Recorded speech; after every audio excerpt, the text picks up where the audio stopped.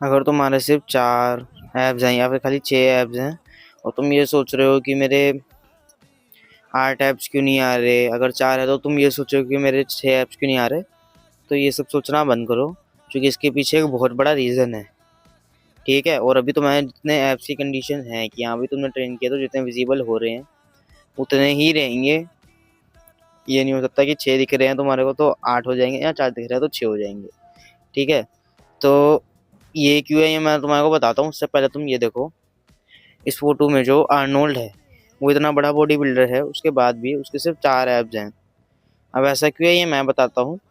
वो इसलिए है क्योंकि जो आर्नोल्ड है उसके जेनेटिक्स के हिसाब से उसके 4 एब्स हैं। ठीक है, तो ये जेनेटिक्स का खेल रहता है सारा का सारा।